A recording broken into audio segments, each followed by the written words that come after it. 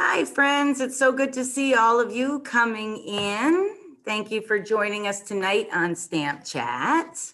We'll give you a few moments just to get your sea legs and join us and wait just a few more moments. I know we have several people that were registered, so I'll just be watching the participant number.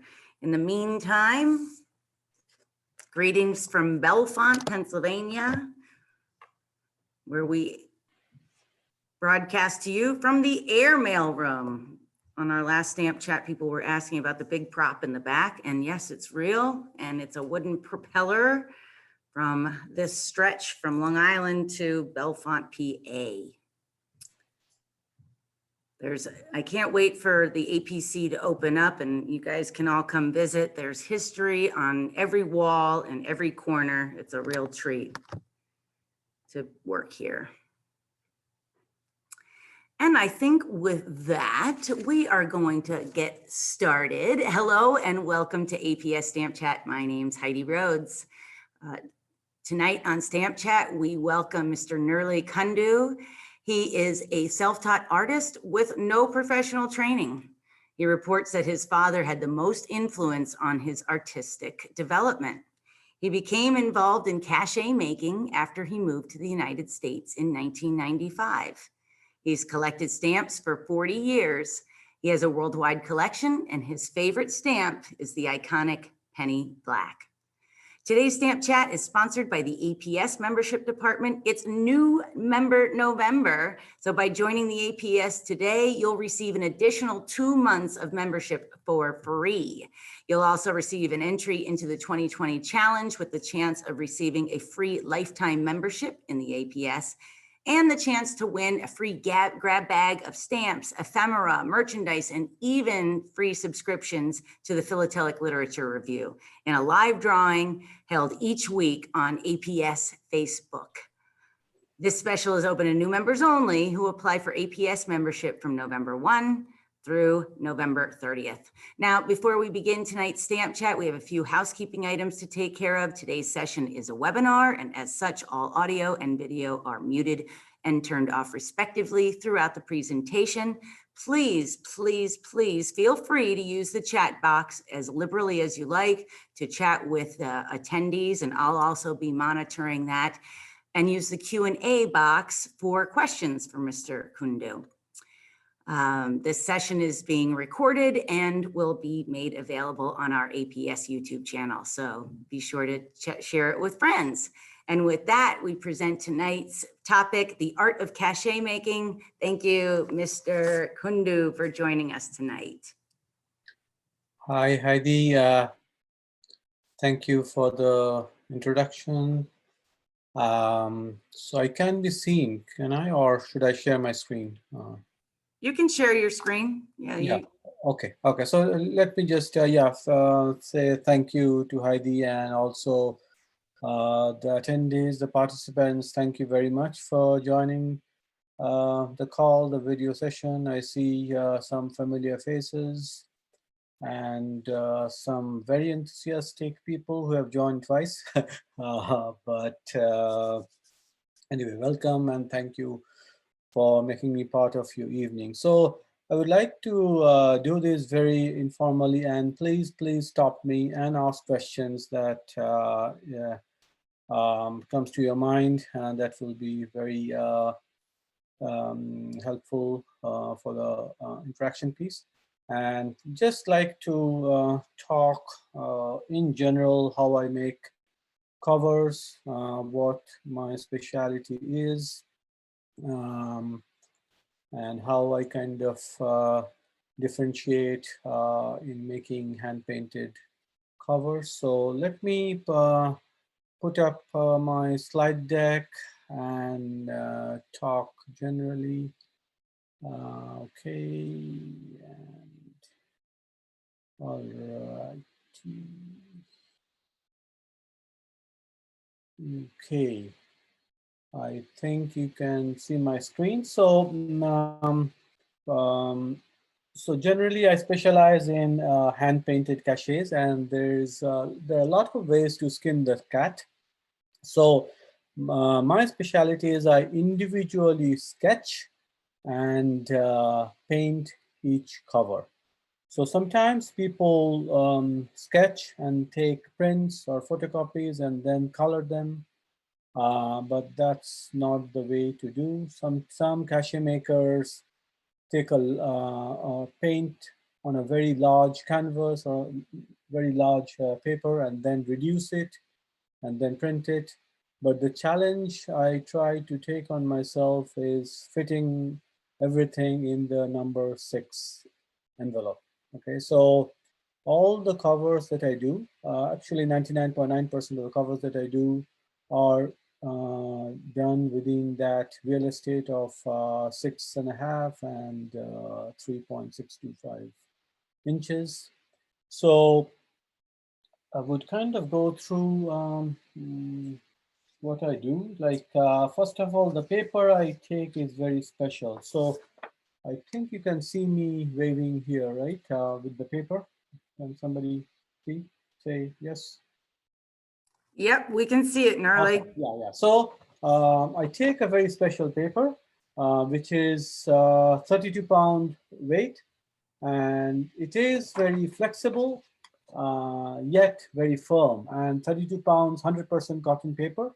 And the brand I use is Southworth, and that's the only brand I found to have these kinds of characteristics. Like if I were to paint large paintings, right? So I would have taken a little bit more, a little bit thicker paper, but I need to turn it into an envelope, right?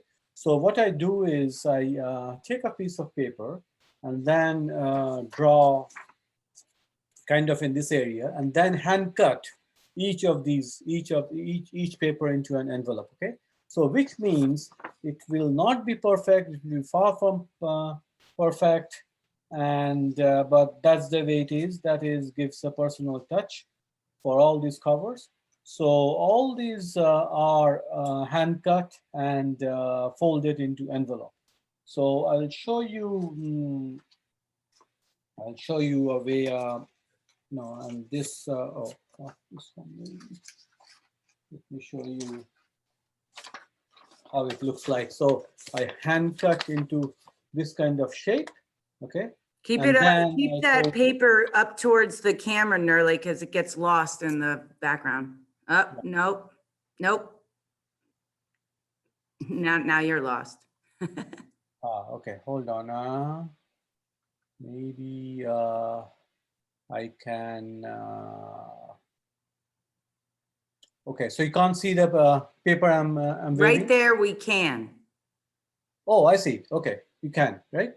When you have it, when you have the paper right where it's at now, yes. Awesome, awesome. Thank you for the feedback. Yeah.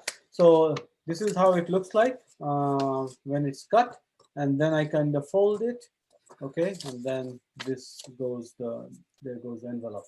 Now some intricacies here.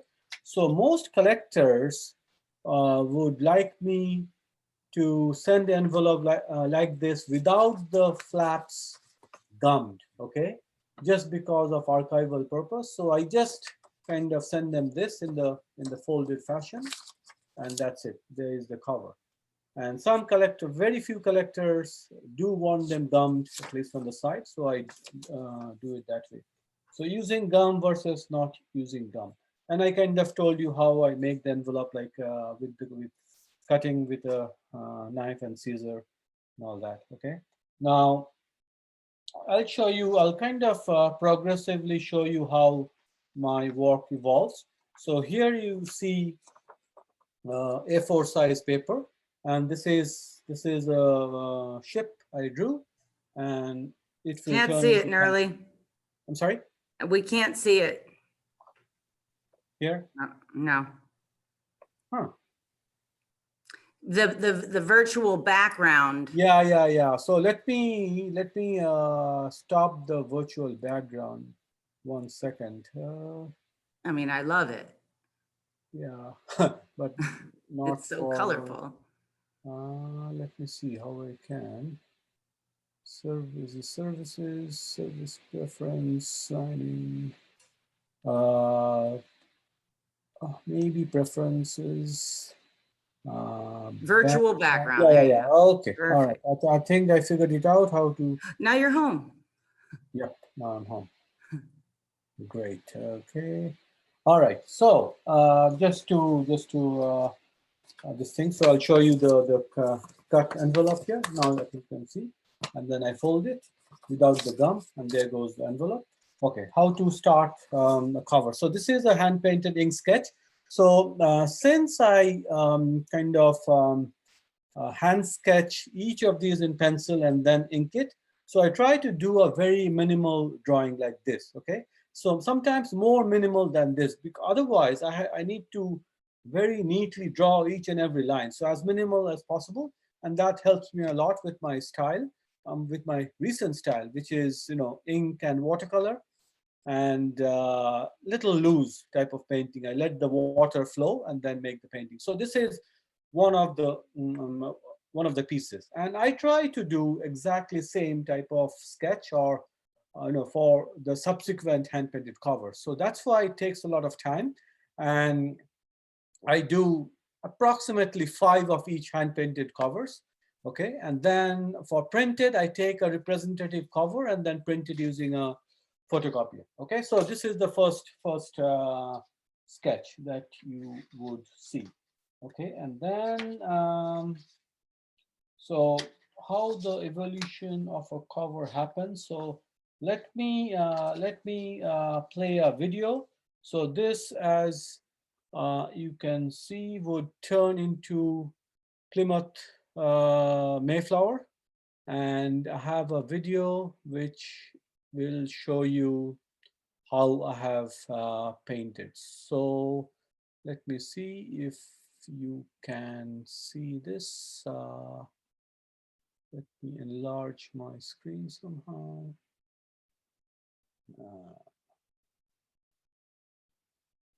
Okay. So this is the 100% cotton paper I use. And can people see? Takes a lot of water. We can see. How about you minimize your presentation so we can see the video? The style is kind of water will do its job. And then do little bit and let it kind of dry, and then do the inking. So,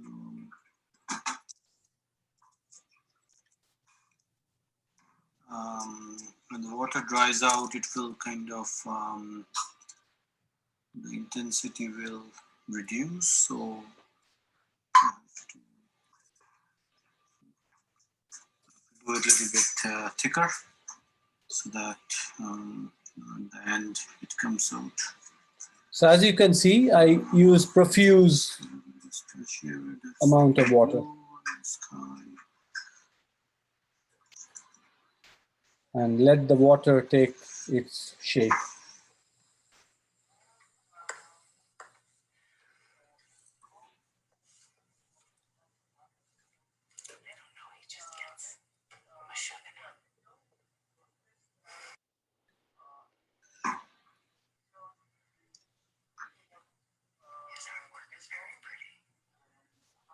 And let the water work its way.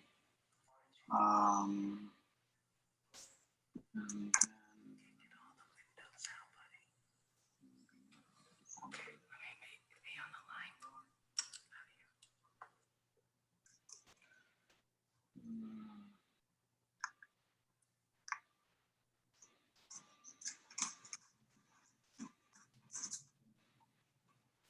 It takes several coats, so you won't see the finished product totally in this video. Just to have some texture. And, so this is where I'm putting some salt.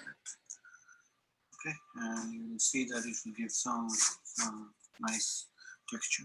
So let me work on the water now. So again, pouring plenty of water. Just avoiding the wave here. So let me use a different kind of blue. Let's see.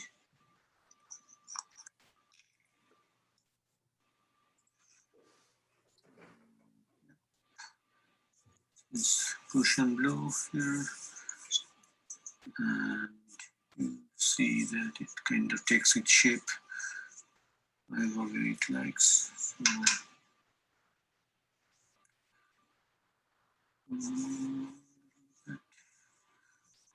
all right.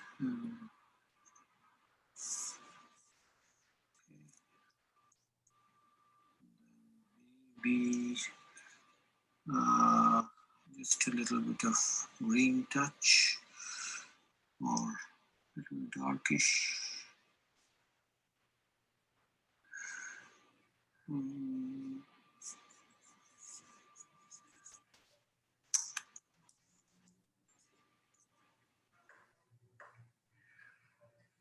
Just to differentiate between the sky and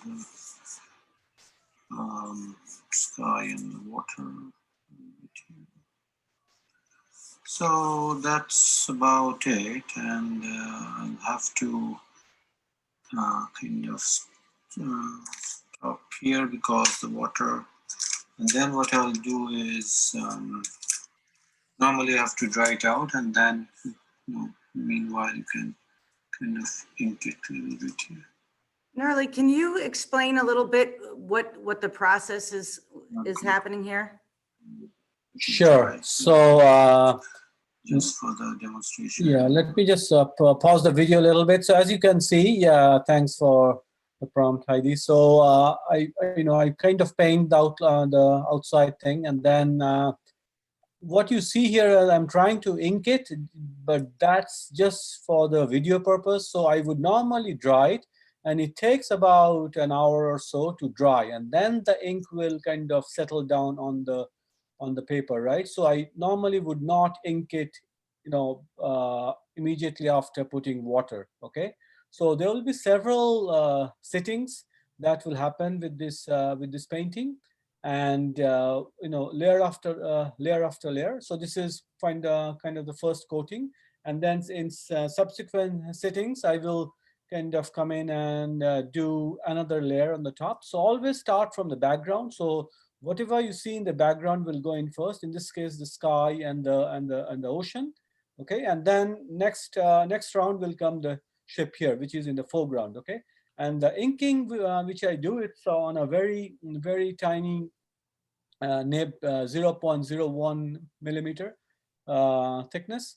That's a Stadler brand that I use, very nice German pen.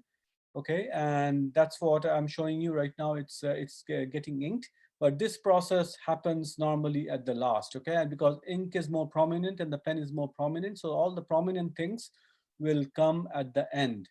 Okay, and more blurry things will come. I know the blurry things will be in the first, and then it will go on to more prominent colors. Okay, so let's see. Yeah. Little bit of inking. So this is this pen is Faber-Castell XS. So it's the nib is 0.01 millimeter. Sorry, I said Stadler, but this one is Faber-Castell. I use both Faber-Castell and Stadler.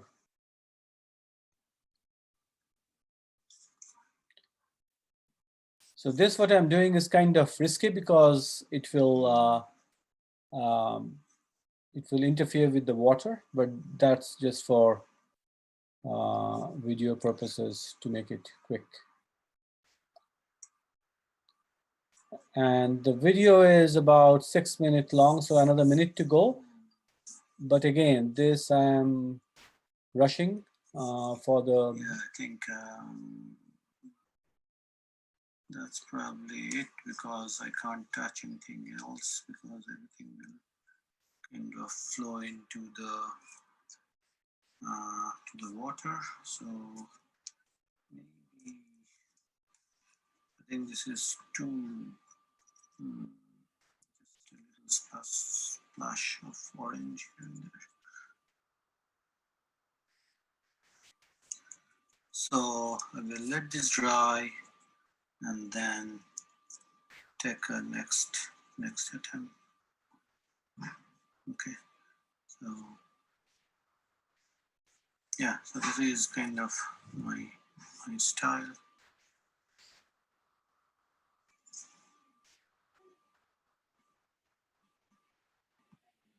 Okay, now, so that's the end of the video. Then I'll show you what it had turned out to be. Okay, so I hope you can see it. Yeah, we can Yeah, see okay, it. awesome. So as you can see, this exactly turned out to be like this. Now, then what I did was I kind of painted the ship and all that. So the foreground came out. Okay. Oh, and you can see what the salt does. See these nice little shapes here? That is because of the salt, and it takes its own shape. Okay, so I like using salt profusely because it gives a really nice texture. Okay, and so this is kind of the hand-painted cachet. And just to interject here, how do you differentiate between my hand-painted cover and a printed cover, right? So I use commercial grade photocopier, and with naked eyes, it is very, very hard for you to figure out if it's a hand painted or printed cover. So there is, there's a lot of price difference. So people may tend to buy printed cover, but how do, and because of the low price, right? So how do you differentiate? So one is if you like put your fingers on the painting, you will see a smoothness on a printed cover because it's printed. But on a hand painted cover, you will see roughness of the paint. So some three-dimensional thing will come up. Okay, so that's the way you differentiate. That's the artistic way. Another way is I tend to sign differently on a printed cover versus a hand painted cover. Okay, so that I started probably 15 years ago because people can, and I myself can easily distinguish how if it's a printed cover or a hand painted cover. Okay, so okay, this is a printed version of that. Now I'll show you a finished hand painted Mayflower. It is this. Okay, and I don't know if you can feel a little different, but it is very rough here. And I haven't signed it here, but let me quickly sign and show you how I would normally sign a hand painted cover. So there goes my signature on the hand painted cover. And in that case, let me sign printed cover, the other one.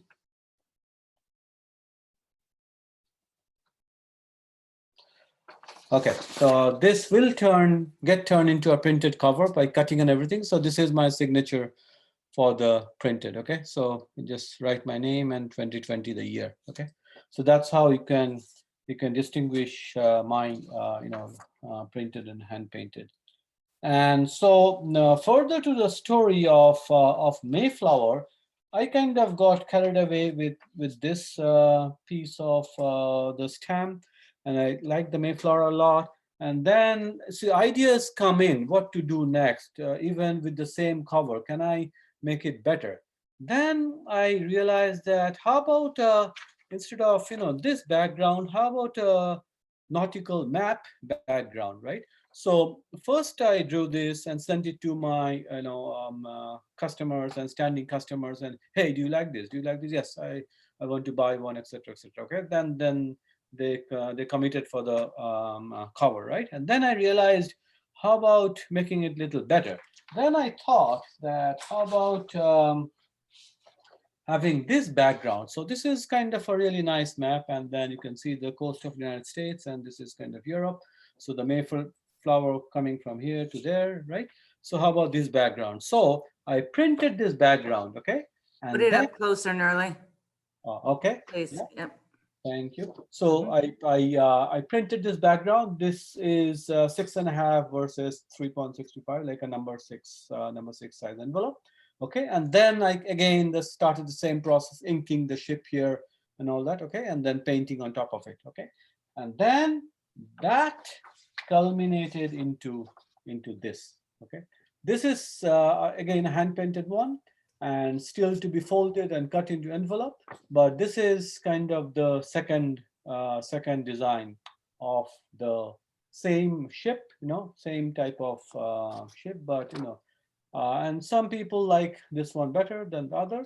So this is the second version of the Mayflower, and I can show you.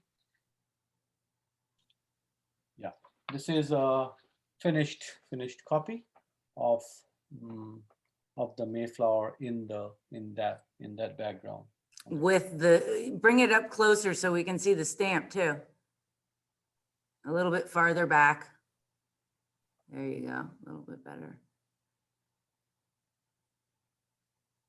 Yeah, okay. So actually I cannot see myself. Let me see what I look like.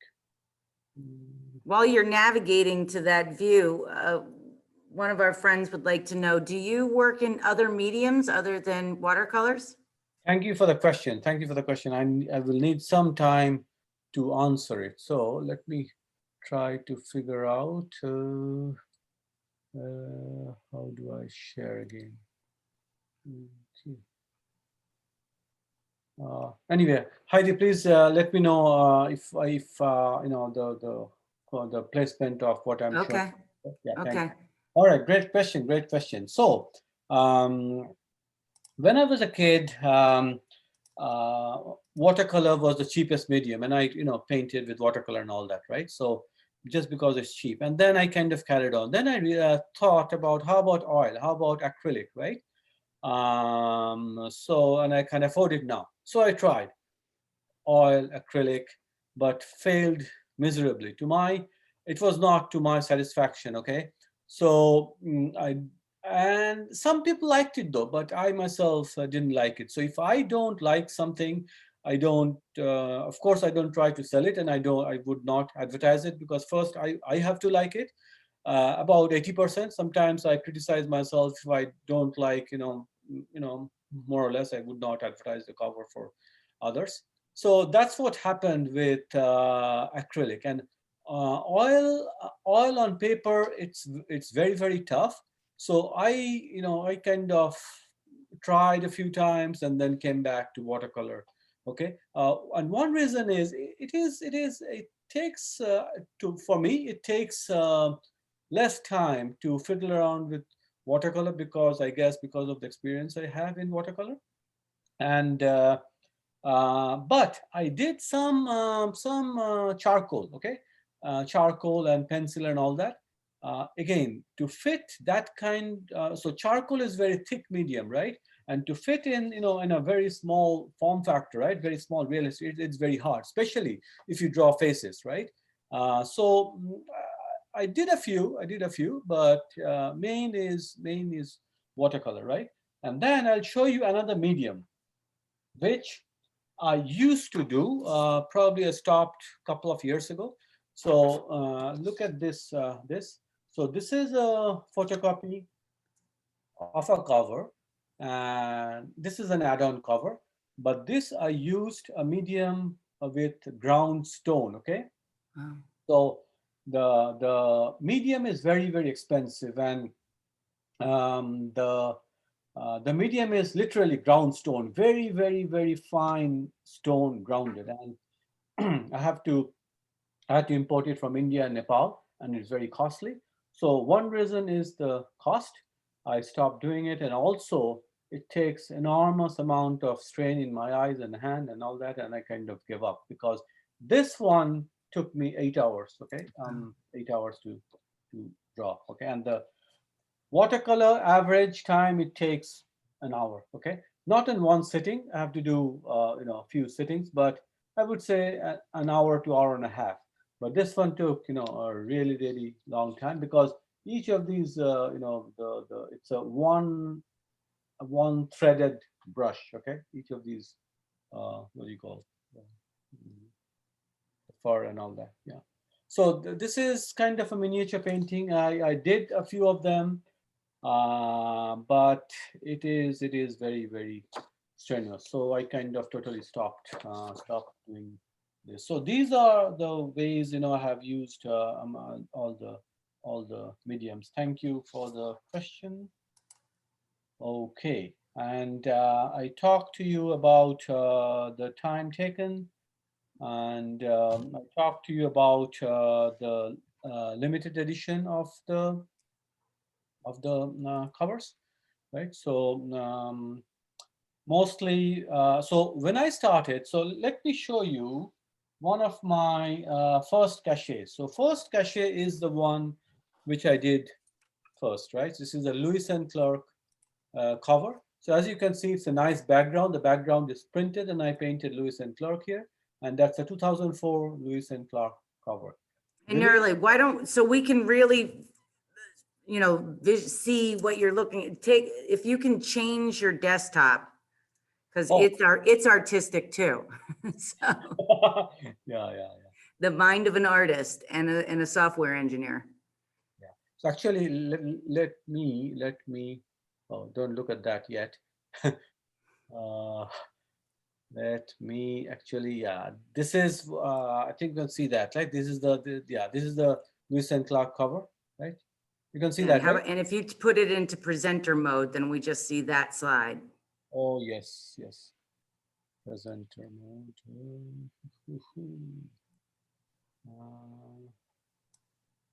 Let's see, slideshow. Perfect. Okay, can you see it or no? We can see it, but now we see all the different slides. Oh, different, sure. Okay, hold on. Yeah, all right. There's some start. All right. There we go. Yeah. Okay, so since we are on the topic of Lewis and Clark, let's show you the Lewis and Clark cover. So as you can see there, this is the background painted, and believe it or not, I exhausted all my first cachets. It's called the first cachet, and then thankfully I found this guy here over the internet, and I bought it from the seller on eBay. So I have one of my own first cachets. Okay.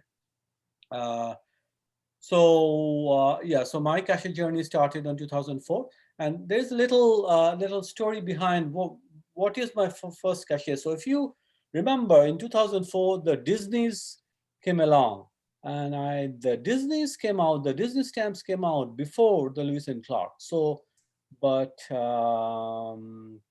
I did paint Lewis and Clark, before the Disneys, because as you know, the cachet makers have 90-day grace period for the postmarking. Okay, so I kind of stuck to it that Lewis and Clark is my first issue, first cachet. Okay, right. So this first cachet collection is a little special. As you can see, those days I used to produce a little bit more, like 28 out of 20 here. This is 15 out of 20. So 20 of these covers.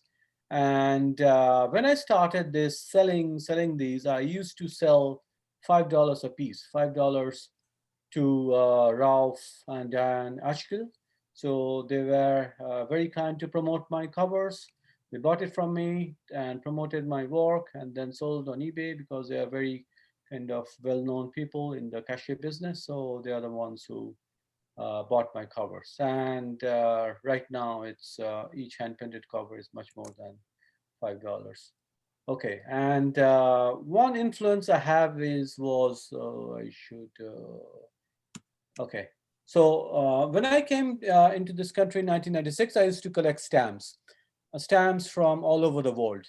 Now I do collect stamps, but not stickers. Sadly, I do not collect stickers anymore. So I stopped collecting US stamps, but I still collect old US stamps, because the feel of these stickers, it doesn't appeal to me. I mean, I am used to this M&H terminology, right? Mint never hinged. Now, if there is an original gum or not, so then, so these kinds of things interest me quite a lot. So And you can do this with old US stamps and stamps from other parts of the world. So that's what I collect today and used to collect. So a virtual stamp club gave me an opportunity to display my covers. And those days it was hosted at Delphi forums. I used to participate in those forums, in the discussions. I still do in Facebook, in the virtual stamp. And one of the things that I go back almost every week to see what stamps are coming out. And this is a website which you can see which stamps are coming out. Very nice detail and very, very intricate details, what the stamp specifications are, etc., etc., the servicing details, where to send your covers.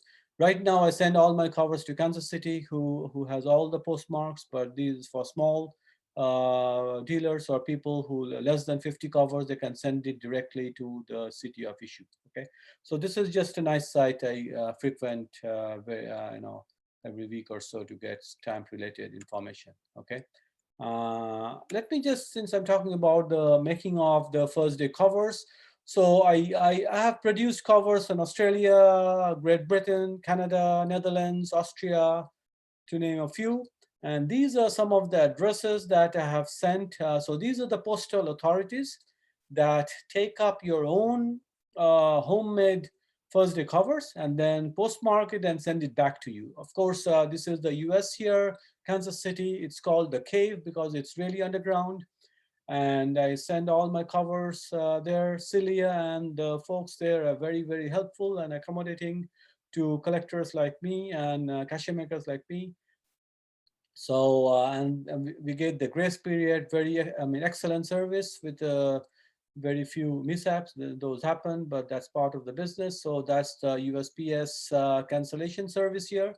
And and I have sent recently to Great Britain.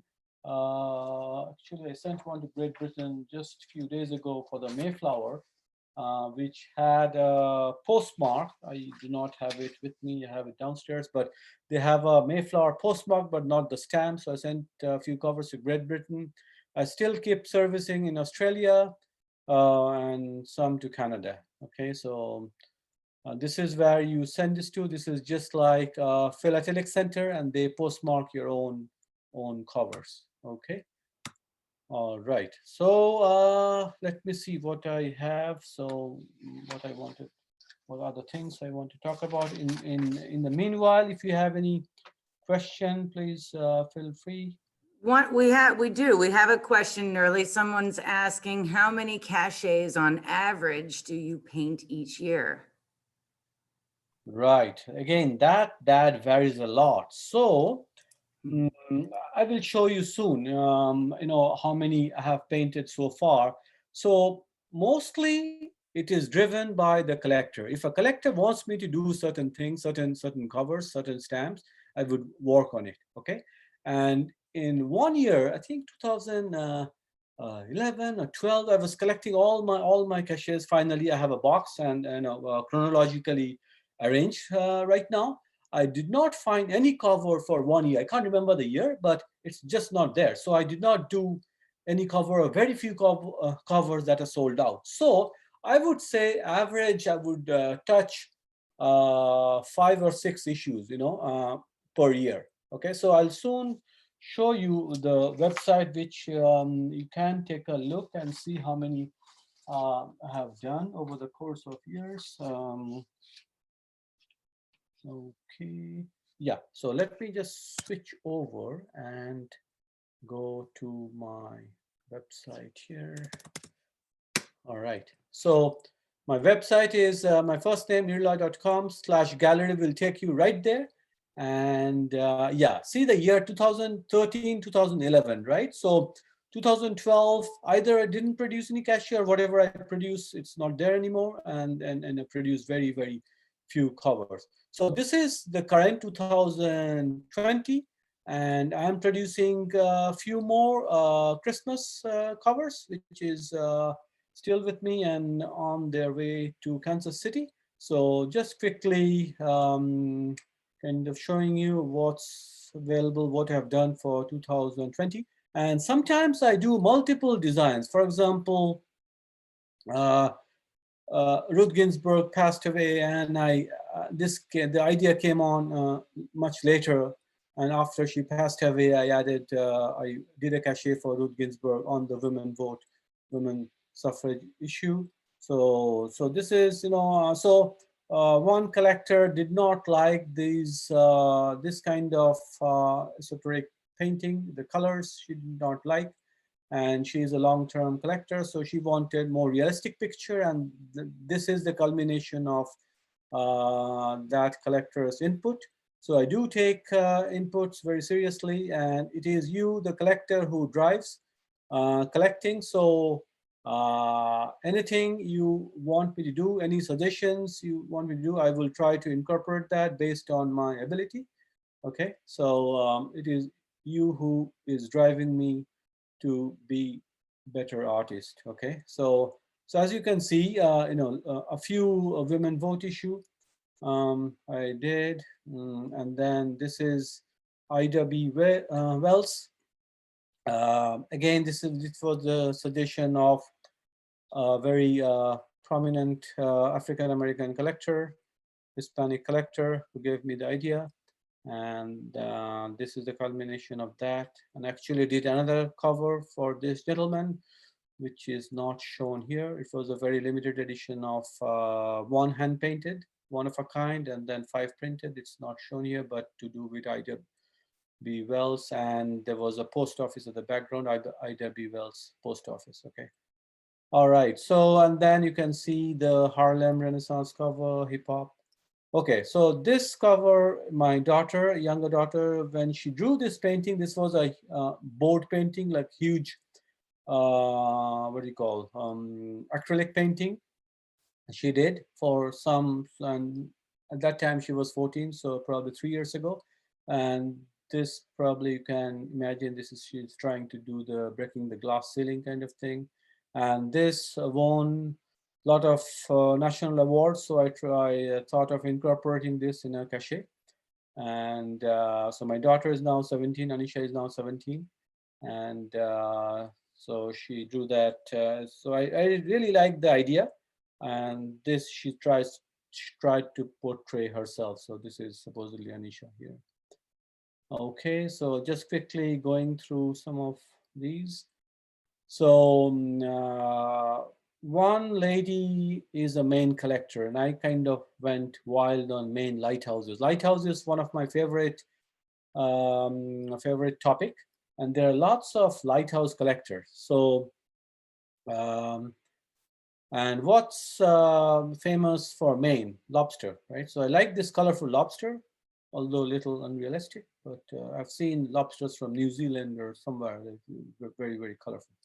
Anyway, so this is this thing. And this is Bar Harbor, Maine. This is also done by Anisha, my younger daughter, and some of the other lighthouses here. So lots of lighthouses.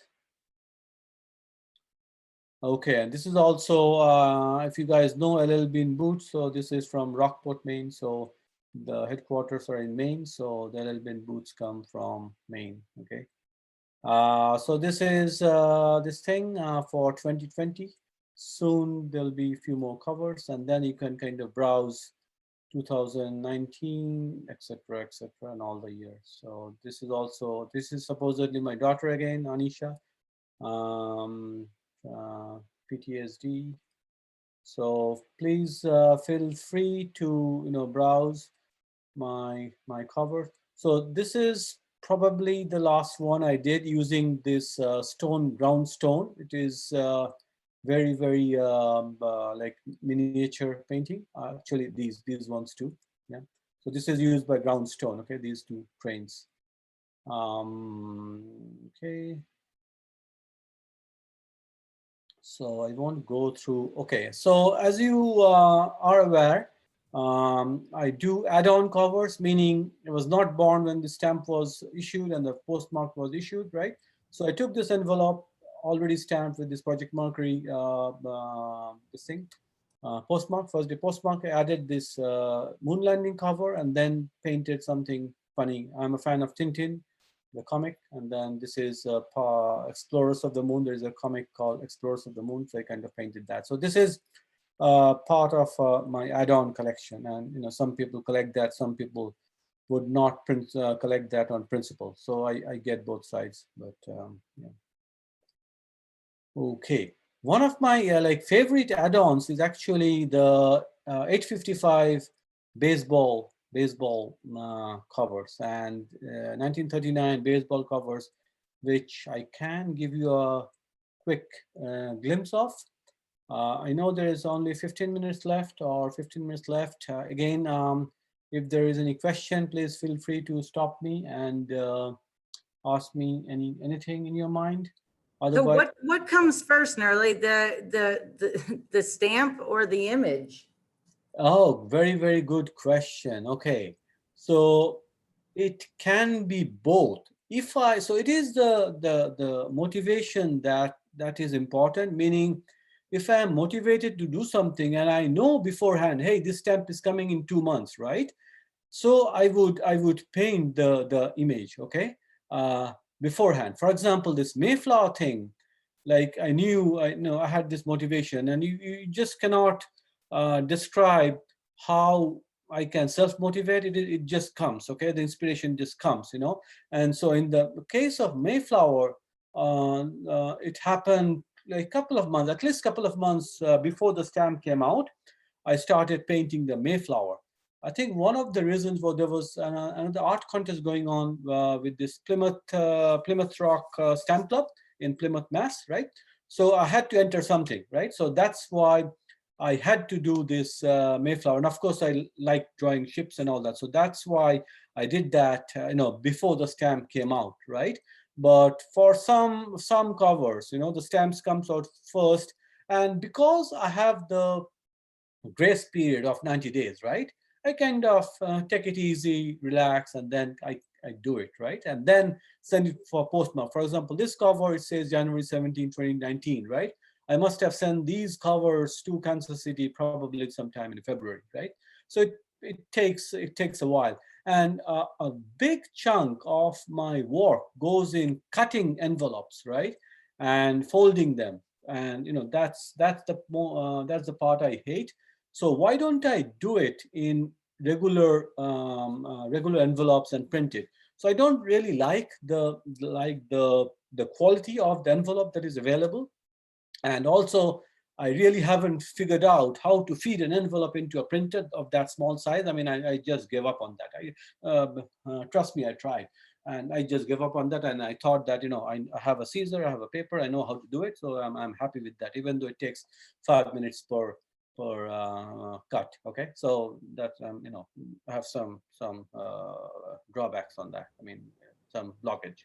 Okay, so but at the end of the day, the quality is very, very good. As I said, if you take like for example this Mayflower, you would not feel a difference between a hand painted cover and a printed cover. So you may ask, hey, why would I buy your hand painted cover? It's just a satisfaction. So okay, I would like to show you a little bit on the AFDCS website. Do share that, you're an award winner. There we go. That's what I was going to show you. So when I joined AFDCS like 2004-5, so they honored me with this thing, Rookie of the Year. And one of my covers, I'll show you that cover. That's also one of my favorite covers. But where I am here right now, it's the Coat of Honor. So every year, AFDCS chooses somebody from the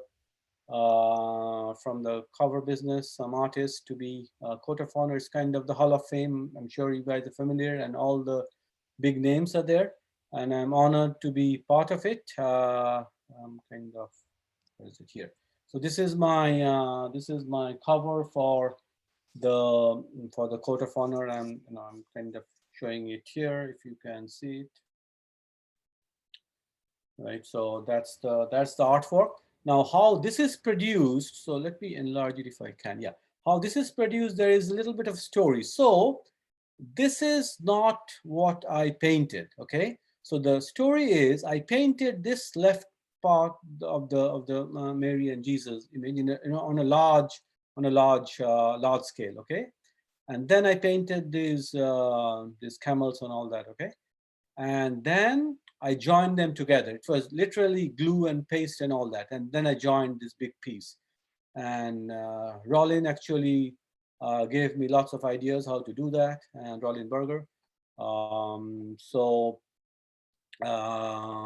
then, you know, that came out to be like this. So it looks like as if it's a one-piece art, but it is not. It is literally cut and paste and, you know, a little bit of a digitally just enhanced, but nothing really digital here, but just enhanced a little bit. But it is a cut and paste, and there's no mark you can see, right? So that's how this cover was produced.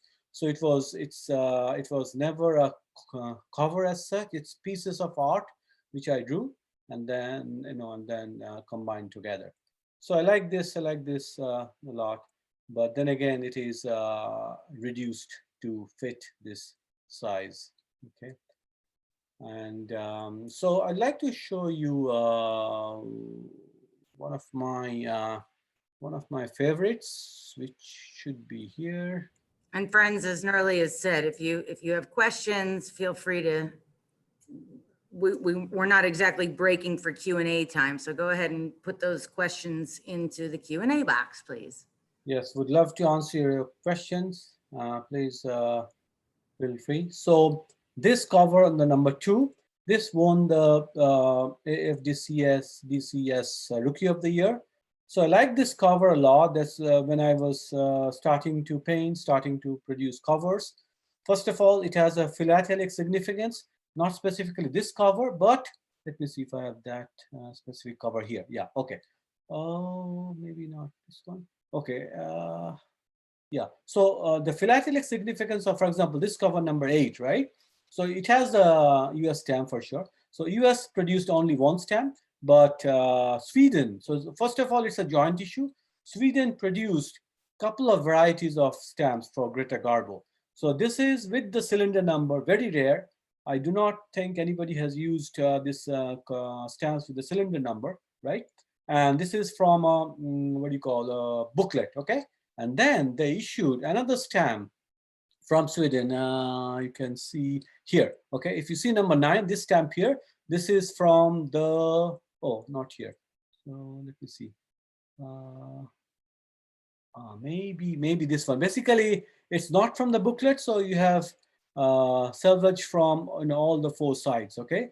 So I produced a cover with all the different stamps on, on one cover. So that's why it has a philatelic significance. And what's so special about this stamp? Because it has been issued in a very, very limited quantity. So this is from the souvenir sheet. I forget how many souvenir sheets they issued, but probably 10,000. Okay, so it's a as low a number as 10,000, and the souvenir sheets, which cost probably face value less than $5, is now getting sold for about $150. Okay, so I see them on eBay. So I've taken stamps from the souvenir sheet and then pasted them into covers.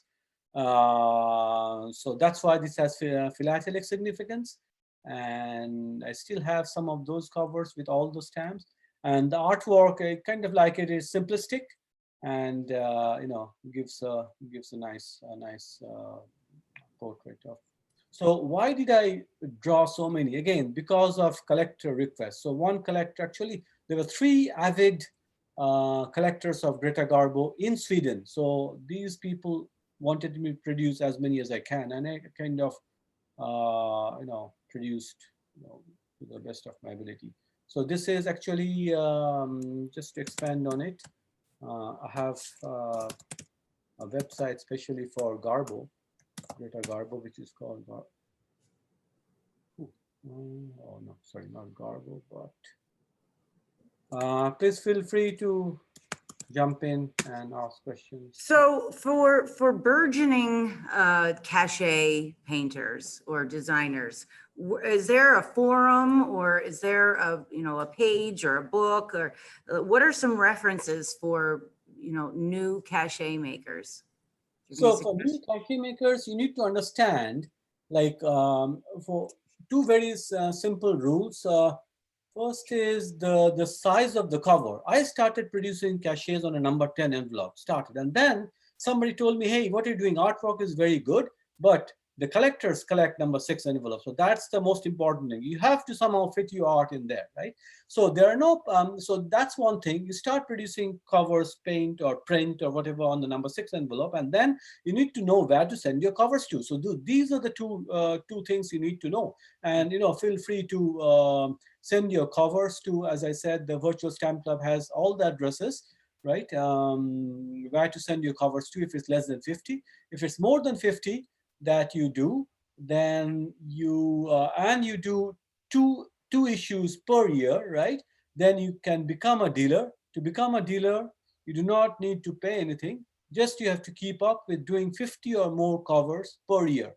And then you have the privilege of sending them to Kansas City.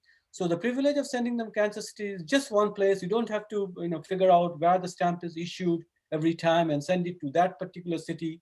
You just send everything to Kansas City. That's it. So for the Seneca, for the women's right to vote stamp, you didn't have to send it to Seneca. You could send it to Missouri. That's correct. That's correct. Cool. But let me show you.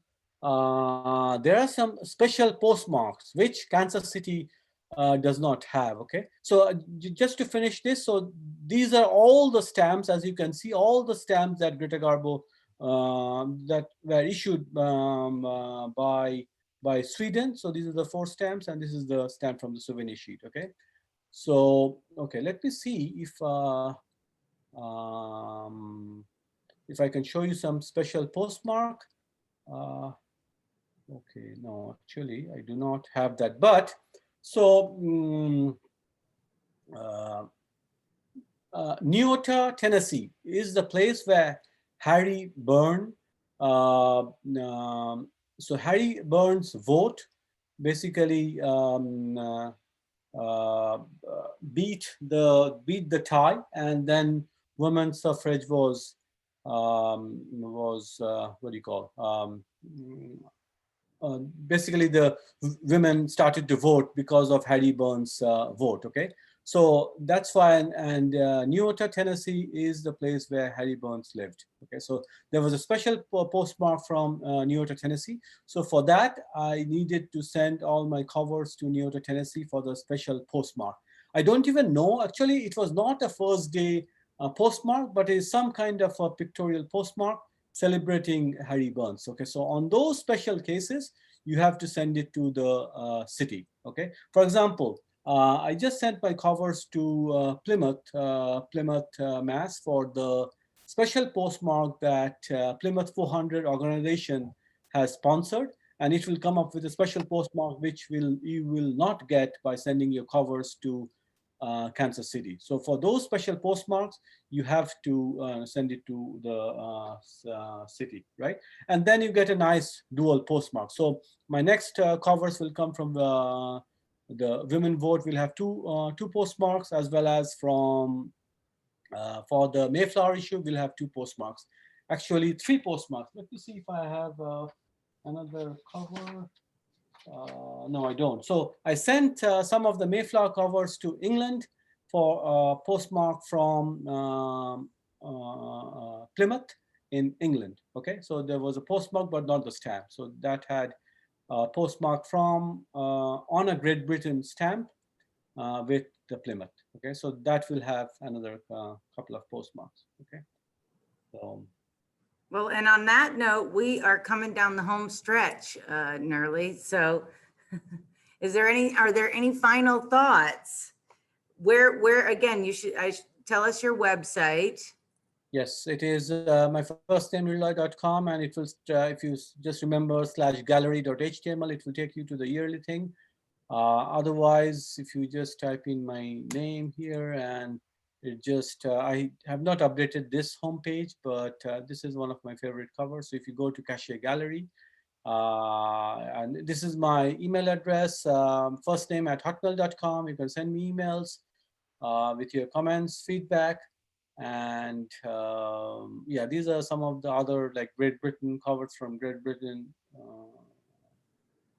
Here, I used to do them quite a lot, and now I have kind of reduced, but based on request. This is from Australia. So there you go.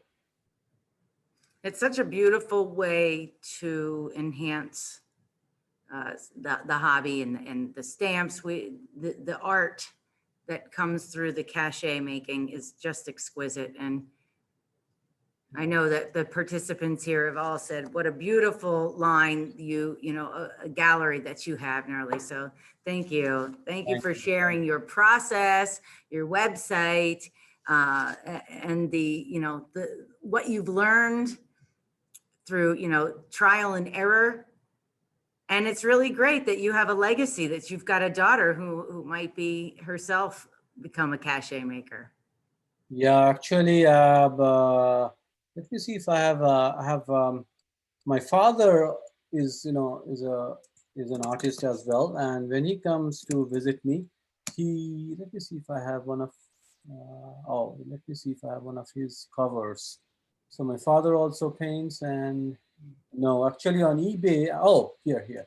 So look at this corner card. Like, again, this is what my father drew. So I have one cachet from me, one cachet from my father, one cachet for my younger daughter. My older daughter also, does covers, but unfortunately I don't have it handy.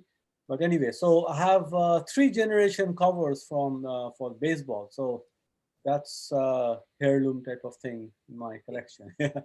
Definitely heirlooms, and the family that paints cachets together stays together. Well, on that note, everyone, thank you so much for joining us on Stamp Chat. I hope that you will join me in thanking Mr. Nirlay Kundu for his time and this beautiful presentation. Thank you so much for joining us tonight, Nirlay. Of course, you can visit his website there and check out the American First Day Cover Society as well. Our Stamp Chat today was brought to you by the APS Membership Department. Remember, this month is New Member November. So when you become a member today, you are entered into all sorts of cute and cool drawings that we'll host on Facebook Live. And I think one of the most fun offers that's going to be given away is a subscription to the Philatelic Literature Review, the PLR. And that's in addition to a bunch of stamps and different ephemera. This offer is open to new members only. However, the 2020 challenge, when you recruit a new member, you are goal to go. You're put on our leaderboard, and you too could be entered into winning a lifetime membership with the APS. Joining is easy, and you'll want to do that. Why not? It's 135 years of fellowship in the hobby, and we represent so many hobbies in one hobby: art, literature, geography. It makes a great gift too. Now, for more Stamp Chats, visit and subscribe to the APS YouTube channel, where you can find over 70 presentations. Use the comment box below to keep the conversation going. And if you have an idea for Stamp Chat, that's great. Send me an email at heidi@stamps.org. Remember, friends, keep collecting and connecting. Find us on Facebook, Instagram, and Twitter, and of course, on stamps.org. APS social since 1886. Thank you so much, everybody. Thank you, Nirlay. Thank you, Heidi. Thank you, APS, for giving me the opportunity. And thank you, viewers, for sitting with me for an hour or so. Thank you. Absolutely. And our viewers, our friends on YouTube will enjoy it as well. So thanks, everybody. And we'll see you on the next Stamp Chat.